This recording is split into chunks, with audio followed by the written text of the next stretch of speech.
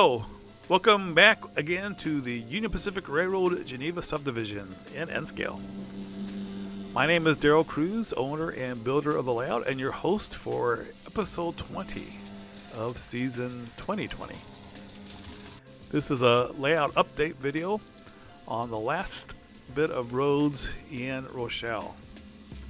I've been working on putting in roads and scenery and buildings in Rochelle over the past number of months, and I have most recently been working on this last section of roads here in Rochelle. This is what it turned out. This is the finished product, and I'm going to kind of take you through all the steps that occurred to get it to that point.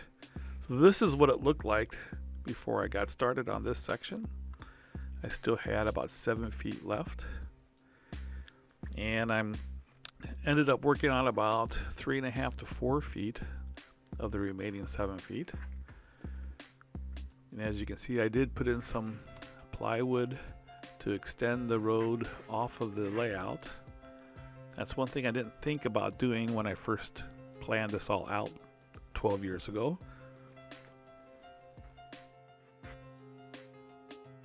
I then used a pencil and ruler to mark out where the roads were going to go. I used satellite photos to determine the width of the different roads and then try to match that as best I could.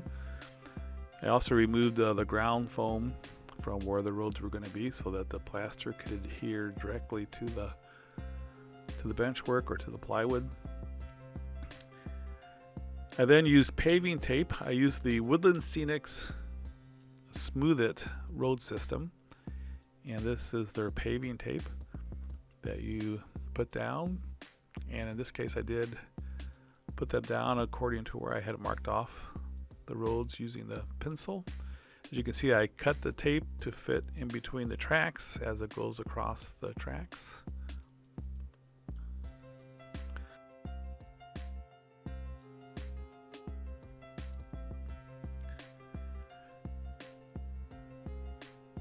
Alright, once all the paving tape was down, then I mixed up some Smooth It plaster from Woodland Scenics and poured it into the forms created by the paving tape, and then smoothed it out with a piece of styrene. As you can see, I don't have it completely smooth, but I do have it pretty much in between the paving tape. Here you can see it with the paving tape removed and all the excess plaster taken off.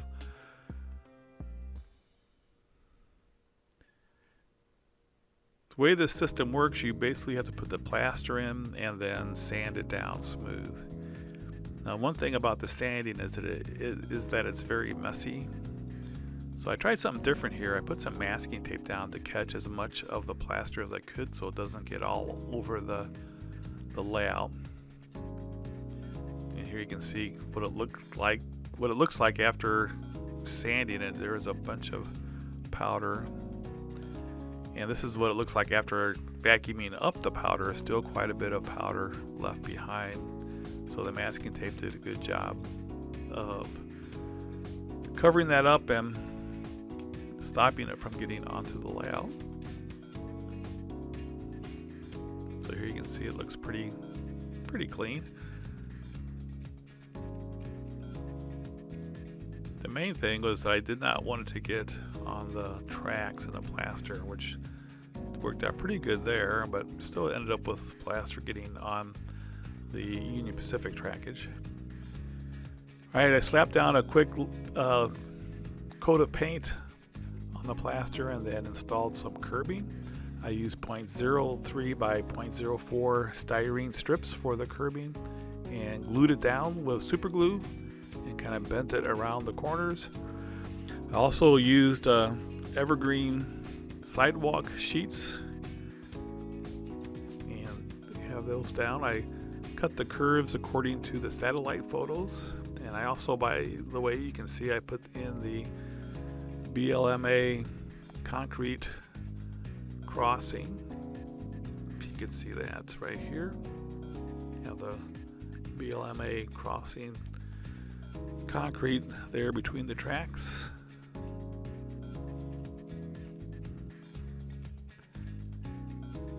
From there, I then put in some ground foam around all the roads and around the sidewalk, and used diluted white glue to hold that down. It's still very wet here, but before it dried, I also then painted the curbing and the gutters and the sidewalks concrete color.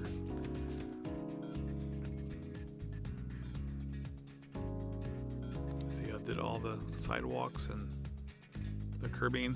I then used masking tape. I cut a very thin strip of masking tape, just regular masking tape. I cut it to 1/32 of an inch wide, and then put it around the curbs, and then painted the road gray, and you ended up with just the curb and the gutter being concrete, and then the rest of the road being gray for the asphalt.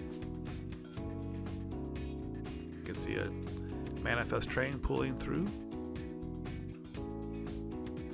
As you can see in this picture, I also put some gravel around the buildings and around the sidewalks. And then the next step was to put lines down. So I put lines here on First Avenue. And then we have a crosswalk there going across the road at the sidewalks. Little markings for the railroad crossing. And also some more crosswalks, more crossing markings. Also put some more details. I put a little junkyard there and put the mobile homes in place. Put some gravel down to where the cars park.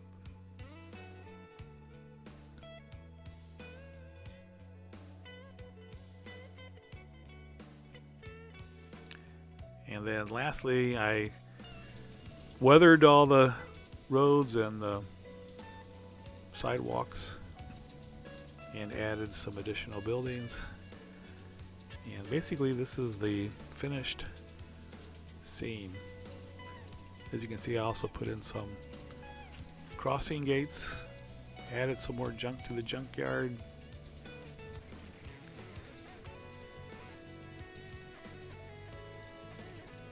Looks pretty good. So what you're looking at here, that, as I said, that's First Avenue that runs along the edge of the layout. Oh, I also put in some swimmers. Just south of this area in Rochelle, there's a municipal swimming pool. So in the summertime, if you're down there watching trains, you'll see a lot of middle school kids or younger walking to the municipal pool. So it's not unusual to see young people in their swimming suits. One thing I also add here is it's a picture at the end of the road. That's a picture of the actual downtown Rochelle. And I also put in some building flats there. One thing I try to do in these scenes is not have any area of the layout where the backdrop hits the layout without there being some kind of model part there. So you have trees there at the edge there. There's a picture right there between the trailers and the Morton building. That actually is a picture of tracks going off into the distance.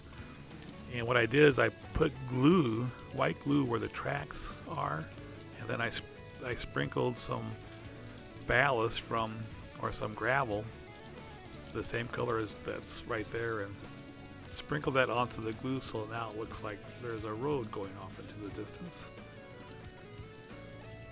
So that was First Avenue along the edge, and then going across there you have Washington Street, which then as it goes into Rochelle downtown, it turns into 6th Street. The overpass over the tracks is 7th Street, and so that's 6th Street. Here you can see the building flats and that's kind of like the back of some of the buildings in Rochelle.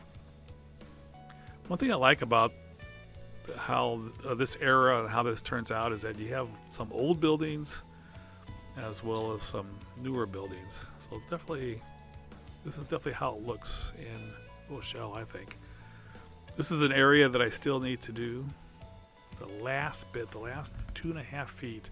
And all I have to do here is put in some parking lots. There'll be a parking lot here for total logistics control with some trucks.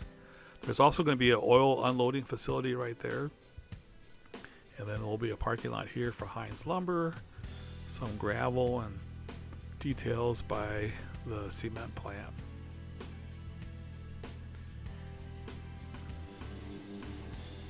So here we can see some trains going through all the way through Rochelle. Here is a westbound train pulling into the eastern part of Rochelle under the 7th Street overpass, past the water tower and power plant. That's going across 9th Street, across the railroad, by the railroad park, through the neighborhood there around the crossing. That's the crossing with the BNSF railroad.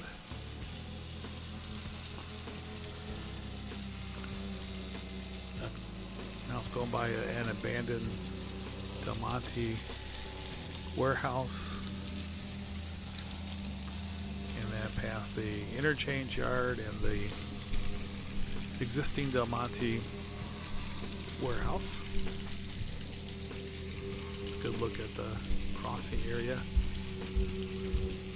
So that's First Avenue that's crossing right here and then goes all along the edge of the layout.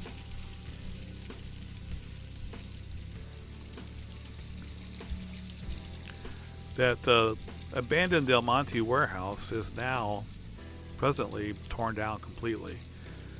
When we lived there, it was 2014 is when we moved, and it was still standing, but it was not being used for anything. And that's the existing Del Monte warehouse. Now let's watch a train going in the other direction now. This is a auto rack train.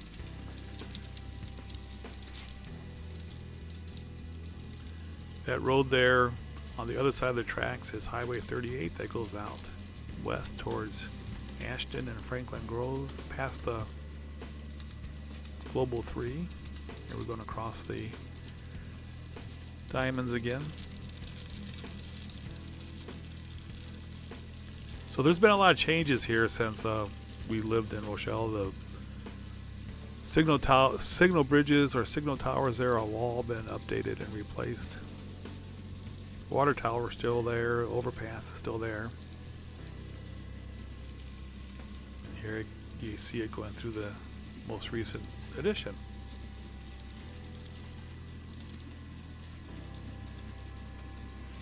So I hope you've enjoyed this video. Stay tuned for future updates on the layout and operations videos, and I also have a roster video coming up as well. Thanks so much for watching. Have a great day. Take care.